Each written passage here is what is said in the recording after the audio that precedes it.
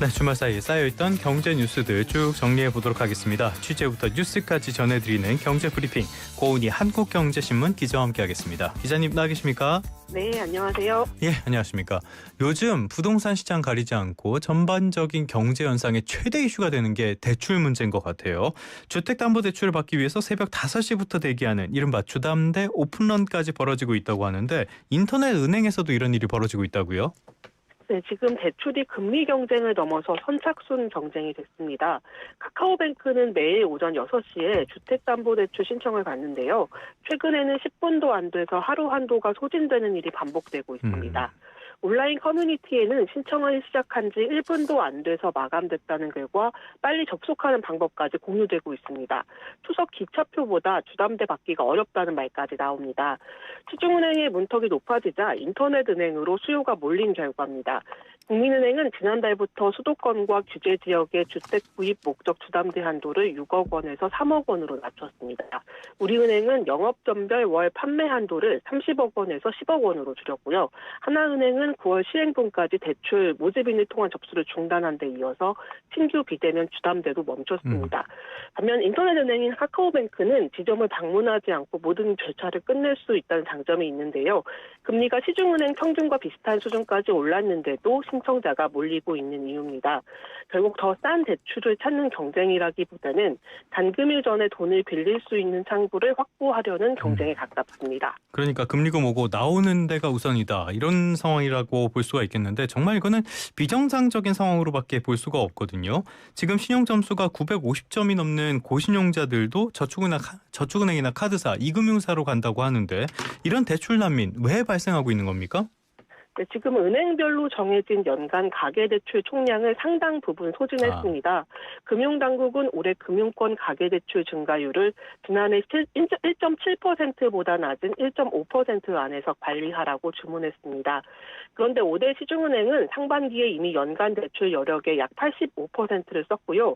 두 곳은 목표액을 이미 넘어선 것으로 파악되고 있습니다. 은행들이 금리를 조정하는 수준을 넘어서 대출 접수량과 한도 자체를 줄이면서 신용대출 문턱도 급격히 높아졌습니다. 지난 6월 5대 시중은행에서 신용대출을 받은 사람의 평균 신용점수는 926.2점으로 가계부채 대책이 나온 4월보다 11점이나 올랐습니다. 마이너스 통장 이용자의 평균 점수는 역대 최고인 962.6점까지 높아졌습니다. 신용점수가 높으면 은행에서 낮은 금리로 돈을 빌릴 수 있다는 공식이 지금 흔들리고 있는 겁니다.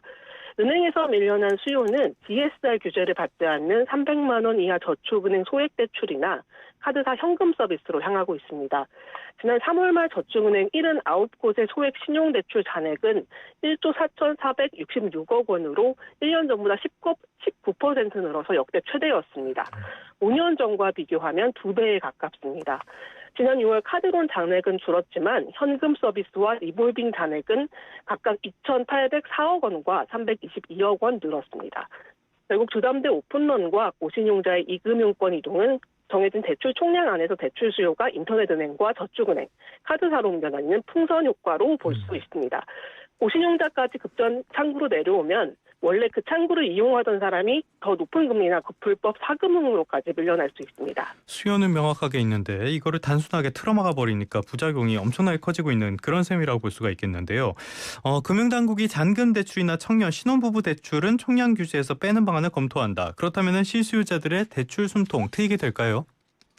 네, 금융위원회가 이달 발표할 대책에 잔금 대출과 청년 신혼부부 대출을 가계대출 총량 관리에서 제외하는 방안을 담는 쪽으로 검토하고 있습니다.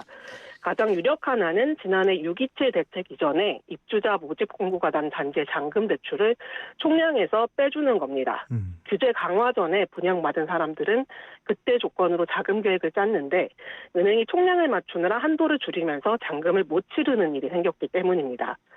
실제로는 금융권 전체 공급 여력이 늘어나니까 총량 확대와 다르지 않습니다. 그런데 정부는 국내 총생산 대비 가계부채 비율을 중장기적으로 80% 아래로 낮춘다는 목표는 유지한다는 입장입니다. 네, 그래서 반대편에서는 규제를 더 세게 받는 대출도 생길 수 있습니다. 또 총량에서 빠진다고 누구나 대출을 받을 수 있는 것도 아닙니다. 개인별 DSR과 LTV, 소득심사 등은 그대로 적용됩니다.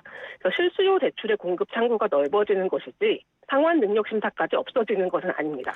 정책 방향성이 좀 의문이 들게 하네요.